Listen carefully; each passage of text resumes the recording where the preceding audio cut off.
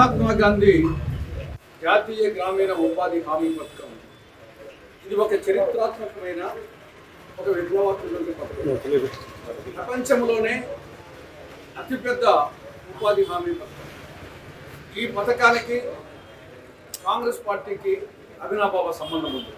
ఇది కాంగ్రెస్ పార్టీ మానసిక సోనియా గాంధీ గారి మార్గదర్శకత్వంలో మన్మోహన్ సింగ్ గారు 2005లో దీన్ని చట్టం చేయడం, 2006 ఫిబ్రవరి 2 నుండి అమలు కావడం జరిగింది.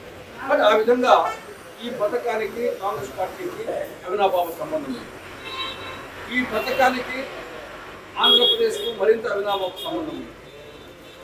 ఉమ్మడి ఆంధ్రప్రదేశ్లో ఉమ్మడి అనంతపురం జిల్లాలో సింగనమల నియోజకవర్గంలో సింగనమల మండలం నార్పల మండలంలో బండ్లపల్లి గ్రామంలో 2006 ఫిబ్రవరి 2న ఆనాడు సోనియా గాంధీ గారు, మన్మోహన్ సింగ్ గారు, రాజశేఖర రెడ్డి గారు అందరూ కలిసి దీన్ని ప్రారంభించడం జరిగింది. కాబట్టి ఇది ఆంధ్రప్రదేశ్కు ఈ పథకానికి తల్లి బిడ్డల పేగుబంధం ఉంటుంది. ఇది పల్లె ప్రజల పాశుపత్రాస్త్రం. గ్రామీణ ప్రాంతాల నుండి పట్టణాలకు నగరాలకు వలసలు నివారించాలనే ఉద్దేశంతో, గ్రామీణ ప్రజలకు జీవన హక్కు కల్పించాలనే ఉద్దేశంతో ఈ మహత్తరమైన పథకాన్ని రూపొందించడం జరిగింది. ఇందులో కేంద్ర ప్రభుత్వం 90% నిధులు, రాష్ట్ర ప్రభుత్వం 10% నిధులు. ఆ విధంగా రాష్ట్ర ప్రభుత్వాల మీద ఆర్థిక భారం పడకుండా ఈ పథకానికి రూపకల్పన జరిగింది. కేవలం ఉపాధి కాకుండా ఇందులో అభివృద్ధి కార్యక్రమాలు జరగాలనే ఉద్దేశంతో వేజ్ కాంపోనెంట్ 60%, మెటీరియల్ కాంపోనెంట్ 40% ఉండే విధంగా రూపకల్పన జరిగింది. ఈ మెటీరియల్ కాంపోనెంట్ కింద అనేక అభివృద్ధి కార్యక్రమాలు, ఇప్పుడు రైతు భరోసా కేంద్రాలు కానీ, రైతు సేవా కేంద్రాలు, తర్వాత వచ్చేసి గ్రామ సచివాలయాలు, రోడ్ల మరమ్మతులు, మినీ గోకులాలు, ఇవన్నీ కూడా ఈ యొక్క మెటీరియల్ కాంపోనెంట్ కింద చేయడం జరిగింది. ఇటువంటి పథకానికి మహాత్మా గాంధీ పేరు ఎందుకు పెట్టడం జరిగిందంటే, ఇది గ్రామీణకు సంబంధించిన పథకం. మహాత్మా గాంధీ గ్రామ స్వరాజ్యాల గురించి శాసించాడు. భారతదేశపు ఆత్మ గ్రామాల్లో ఉంటుందన్నాడు. అందుకోసం ఆయన జాతిపిత ఆ మహనీయుని పేరుతో మహాత్మా గాంధీ జాతీయ గ్రామీణ ఉపాధి హామీ పథకం పేరు పెట్టడం జరిగింది. అటువంటి పథకాన్ని మన 2025 డిసెంబర్లో మోడీ ప్రభుత్వం 2 చారిత్రక తప్పిదాలు చేసింది.